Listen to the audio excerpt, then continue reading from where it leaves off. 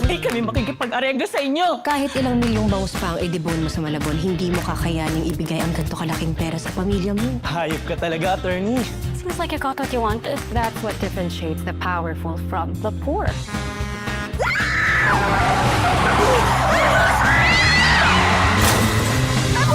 Nandito po kayo ngayon sa Afterlife Relay Center.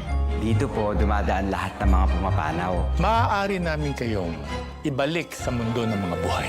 Mabubuhay ako sa katawan ng ibang tao for a month? Papakain kita! Okay, so I am poor and married. Nay! Ay! Kanino anak ka? Sa'yo! You made me a mother of not just one, but two! Ay! Butay na ako sa gutom, grabe. Wala ka na nito? Excuse me, I don't cook. I'm too important to cook. Ikaw ba ang nanay ni Jaja? Ikaw ba si Wala, madam. Every time! Oh! Come on, use me. Magdamit ka nga? Sabi mo, tulungan mo mga bata eh. Mali! Gising na gising mo pala sila! Ilang taon nga ba ako nagkaanak? Bakit ako tinatanong mo? Itanong mo sa matres mo. This is not my life. Hindi ko to buhay. Sa'yo na siya ngayon. Jane! Tulog ka na ba? Love you. Unahin mo yung asawa mo.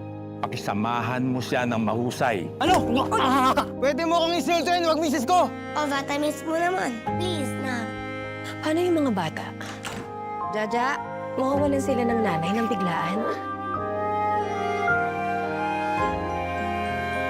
Asawa ko? Sinasabi mo bang gusto mo nang manatili dito? Okay ka lang?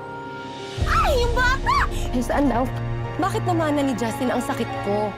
Kapag umalis ka na dito at bumalik ka na sa dati mong buhay, tuluyan ang mawawala ang sakit ni Justin. Gusto mo bang mabawasan yung sakit? Busugin mo sila ng pagmamahal. Ay, dapat pa kayo. Yung sobra-sobra, may matitira pa na pwedeng hawakan kapag nawala ka na.